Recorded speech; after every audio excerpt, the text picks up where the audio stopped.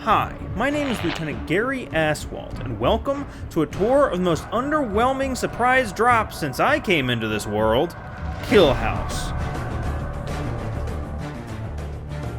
So Modern Warfare 2019 added a few maps to the game last week and just decided to tell no one. At least MW2 Remastered got a trailer, this didn't even get a tweet. And amidst that update was the ruler of rage quitting, Killhouse. Originally created for COD 4 and then later Modern Warfare Remastered and then even later in Warzone, Killhouse is the least known tiny chaos map of the franchise. It's placed inside an open warehouse, set dressed as a training course, covered in targets, flats, and those arrows from grocery stores that everyone ignores, letting you play out your paintball fantasies while also playing out your brain-dead militaristic ones.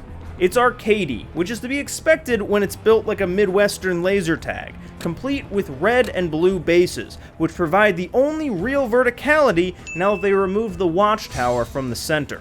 Instead, the middle of the map is now a no man's land with no real benefit to cutting through, so it'd be wise to stick to the edges, either scaling around the tank or cutting through this little homeless camp on the east side. Because it's entirely inside, you may expect that kill streaks would be useless, and you'd mostly be correct, in that every time that you get a Predator missile, you need to really dig deep and channel your inner Skywalker. This version of Killhouse, much like other maps in the game, feels tighter, with each spawn being under a 10-second run away. And while the general layout is mostly intact, there are a few minor differences. And on a map this small, it makes a world of difference when a shipping container is moved from one nondescript slab of concrete to another nondescript slab of concrete. Oh, and for some reason they flipped the red and the blue side from COD 4 to this game.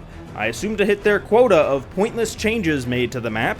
There's an overwhelming sense of short-term nostalgia that you get as you play through it. Not for COD 4, but for Modern Warfare 2019, after months of playing what feels like the Call of Duty equivalent to store-brand Pepsi.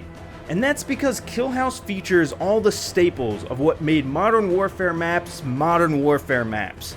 Shipping containers littered everywhere, doors for the sake of doors, and completely random and insignificant changes to the layout of a beloved fan favorite map. I missed this.